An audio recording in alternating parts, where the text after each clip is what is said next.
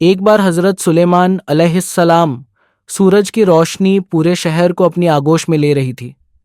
हवा में एक अजीब सा सुकून था, लेकिन हजरत सुलेमान अलैहिस्सलाम के दिल में एक बेचैनी थी। उनकी विशाल सल्तनत परिंदों, जिन्हों, इंसानों और हवाओं तक फैली थी, लेकिन आज उनकी नज़रें किसी को तलाश रही थीं। उनकी सेना का हर सदस्य हाजिर था। इंसान, जिन्न, शेर, हाथी, परिंदे सब अपनी जगह खड़े थे, लेकिन तभी उनकी तेज नज़रों ने एक कमी को भांप लिया। हुदहुद कहाँ है? सुलेमान की गूंजती आवाज से पूरा दरबार कांप उठा। हुदहुद एक खास परिंदा था जिसे हजरत सुलेमान ने अपने जासूसों में रखा था। ये तेज उड़ सकता था, दूर दूर तक खबरें ला सकता था और छुपी हुई चीजों को देख सकता था, लेकिन आज वह गैर हाजिर था। अगर हुदहुद बिना किसी ठोस वजह के गैर हाजिर है तो मैं उसे सख्त सजा दूंगा। सुलेमान के शब्दों से पूरी सभा में सन्नाटा छा गया, लेकिन तभी हवा में परों की फड़फड़ाहट सुनाई दी। सबकी नजरें ऊपर उठी। हुदहुद तेजी से उड़ता हुआ आ रहा था। उसने झुककर सलाम किया और हाँफते हुए कहा, ए अल्लाह के नबी, मैं ऐसी खबर लेकर आया हूं जिसे सुनकर आप भी हैरान रह जाएंगे। एक रानी, एक ताकतवर साम्राज्य और अंधेरे का राजा। हजरत सुलेमान ने गंभीर नजरों से हुदहुद की ओर देखा। बोलो, क्या देखा तुमने? हुदहुद ने गहरी सांस ली और कहा, मैं एक ऐसी जमीन से होकर आया हूं जहां सोने से चमकते महल हैं, ऊंची इमारतें हैं, खुशहाली है, ताकत है, लेकिन अफसोस, वहां के लोग अल्लाह को नहीं जानते। वे सूरज की पूजा करते। हजरत सुलेमान की आंखों में हैरत की चमक थी।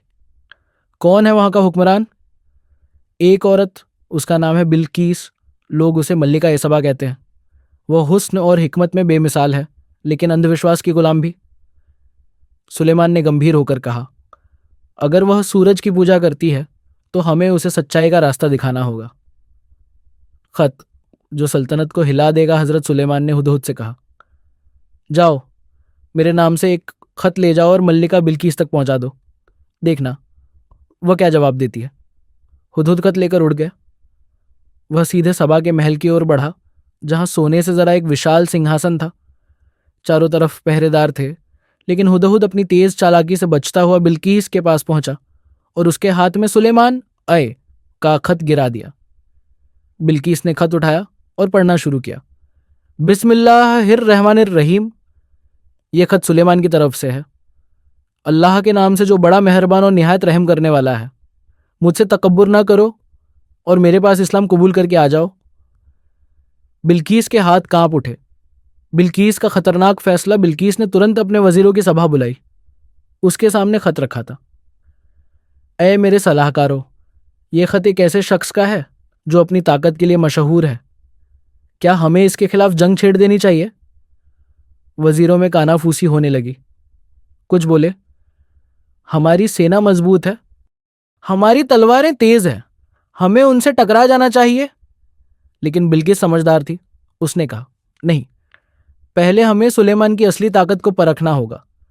अगर वह वाकई अल्लाह का नबी है तो उससे जंग हमें बर्बाद कर देगी।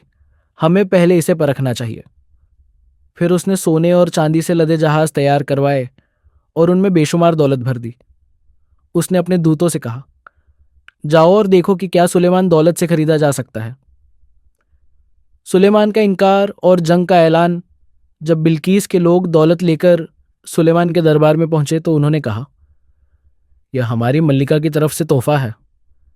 अगर आप इसे कबूल कर लें तो शायद हमें दोस्ती का हाथ बढ़ाने का मौका मिले। लेकिन सुलेमान गुस्से से बोले, क्या तुम मुझे सोने और चांदी से खरीदना चाहते हो? अल्लाह ने मुझे उससे कहीं ज्यादा दिया है।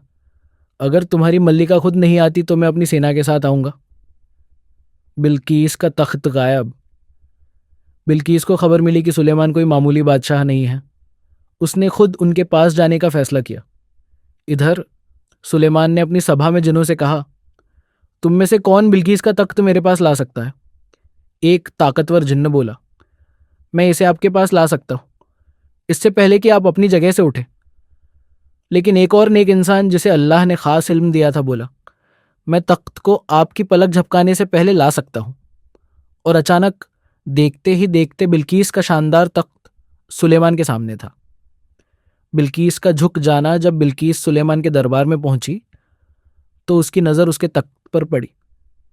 वह हैरान रह गई, यह मेरा तख्त कैसे यहाँ आया? फिर उसे सुलेमान के महल में ले जाया गया, जिसकी ज़मीन कांच की बनी थी और नीचे पानी बह रहा था। उसने सोचा कि यह पानी है और अपना पायंचा ऊपर कर लिया। सुलेमान ने मुस्कुराकर कहा, यह पानी नहीं बल्कि कांच है। अब बिल्किस को यकीन हो गया कि सुलेमान कोई साधारण राजा नहीं बल्कि अल्लाह के नबी हैं।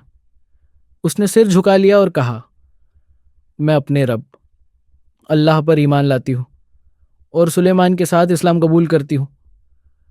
बिल्किस ने अपनी कौम को भी इस्लाम की रोशनी दी और उसकी सल्तनत हमेशा के लिए बदल गई। हज़रत सुलेमान एगिस का यह किस्सा हमें सिखाता है कि सच्ची हुकूमत वो होती है जो इंसाफ, इल्म और अल्लाह की रहमत से चलती है।